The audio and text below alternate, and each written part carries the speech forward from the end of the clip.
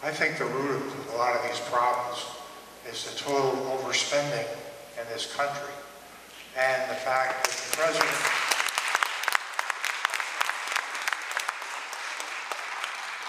of the United States doesn't seem to really care.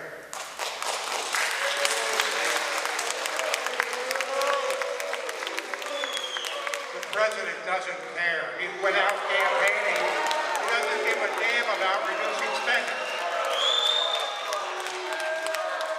My question is, how can you force him to come to the table and do something about the spending, not in 2012, but right now?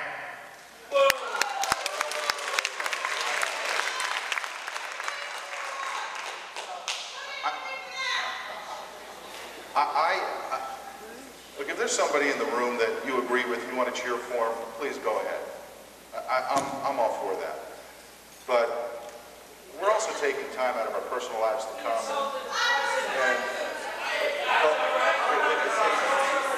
let me finish. Okay, let me finish my statement. If we could refrain from booing people, and may I finish? No, listen. Okay. In the past, in the town halls of the previous administration, I went to a lot of town halls. Yep. With the last person who held your seat. Yep. And it got, I was threatened with death for wearing a hat with her name on it. That was the farm I was in. So you've asked the people that we cooperate and we all be nice. But you were swept into office by people that really weren't nice. And you didn't lift a finger to say, hey, let's chill. And these people were carrying guns. So it's a little late for you to be condescending to us.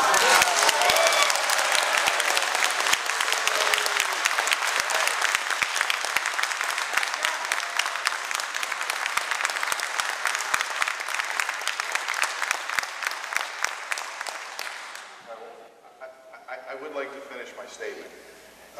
I'm going to ask that we all respect one another in this room.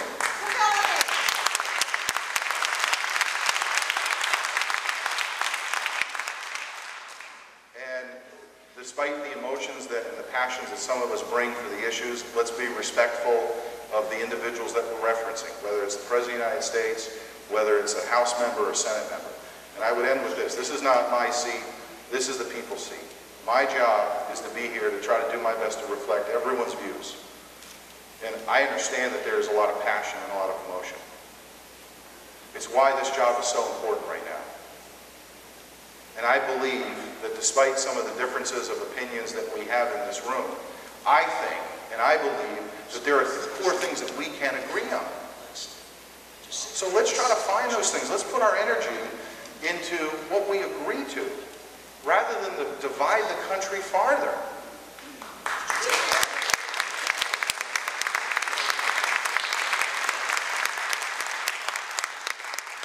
I happened to be listening the other day to watching MSNBC, and Barney Frank was on.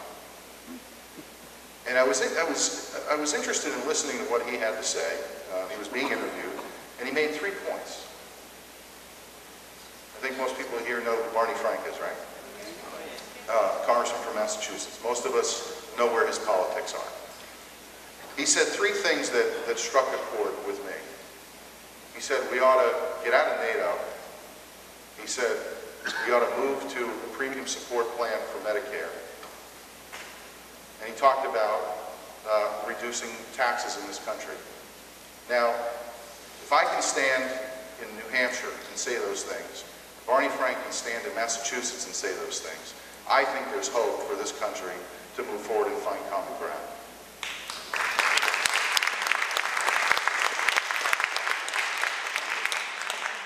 And I also think we have a responsibility to do it in a constructive, positive, engaging way. And that's why I want to continue to hold town hall meetings and listen to what people have to say and take the ideas that you have and try to formulate good public policy around those ideas.